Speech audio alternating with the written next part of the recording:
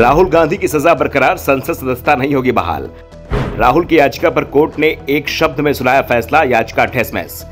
राहुल गांधी की 2 साल की सजा बरकरार, अब हाईकोर्ट जाने की तैयारी।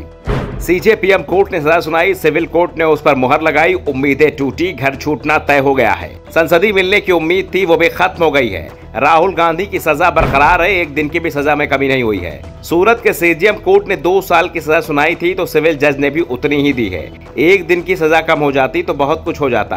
राहुल गांधी पर लगी तमाम रोक हट जाती, उनकी संसद की सदस्यता वापस मिल जाती और जिस बंगले से वो अपना सामान निकाल चुके हैं उसमें निकाला गया सामान वापस रख दिया जाता। बड़ी उम्मीदों के साथ राहुल गांधी ने सिविल कोर्ट में याचिका लगाई थी, कई दलीलें दी गई, कहा गया कि सजा बहुत ज्यादा है। जिस व्यक्ति ने याचिका लगाई है उसका तो केस से कोई लेना देना भी नहीं है। जब याचिकाकर्ता की मानहानि ही नहीं हुई तो मानहानि का केस क्यों दायर किया गया?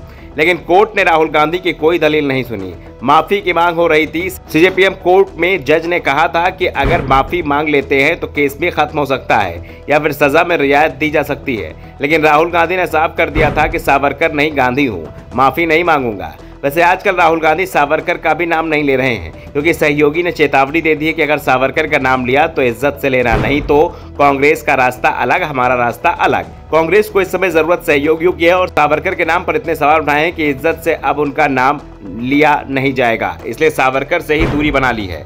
वैसे सावरकर भी राहुल गांधी का पीछा छोड़ने को तैयार नहीं है। उनके पोते ने भी राहुल गांधी से माफी की मांग कर दी है, नहीं तो एक मानहानि का मामला और तैयार हो गया है। मानहानि के मामले में भी इस समय राहुल गांधी फंसे हुए हैं, लेकिन यह मामला सावरकर को लेकर नहीं बल्कि मोदी सरनेम को लेकर है।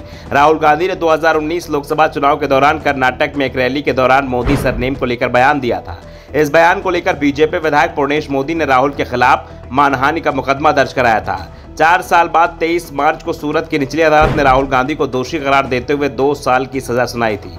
निचली अदालत के फैसले को राहुल गांधी ने 2 अप्रैल को चुनौती दी थी। राहुल ने 2 याचिकाएं दाखिल की थी। पहली अर्जी में सजा पर रोक की मांग की गई थी, जबकि दूसरी अपील के निस्तारण तक कन्वेंशन पर रोक लगाने की मांग की गई थी।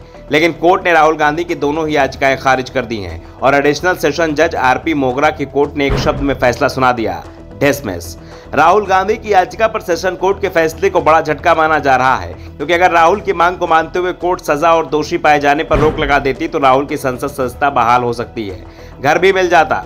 हाल ही में लक्षद्वीप के साथ मोहम्मद फैजल के मामले में यह हो चुका है। निचली अदालत के फैसले पर उनकी लोकसभा सदस्यता चली गई थी, लेकिन हाईकोर्ट ने जब फैजल के पक्ष में फैसला सुनाया तो उनकी सदस्यता बहाल हो गई। ऐसे में अभी भी राहुल गांधी के पास विकल्प समाप्त नहीं हुए हैं। सेशन कोर्ट के फैसले के खिलाफ राहुल गांधी के पास हाई कोर्ट है और उसके बाद सुप्रीम कोर्ट में जाने का विकल्प है। और कांग्रेस की ओर से साफ कर दिया गया है कि वो हाई कोर्ट जाएंगे और जल्दी नई याचिका हाई कोर्ट में दाखिल की जाएगी। तब तक राहुल गांधी की संसद सदस्यता बहाल नहीं होगी और अगर ज्यादा समय लगता है तो वायनाड सीट पर चुनाव आयोग उपचुनाव का ऐलान भी कर सकता है। ब्यूरो रिपोर्ट, द नव दर्पण न्यूज।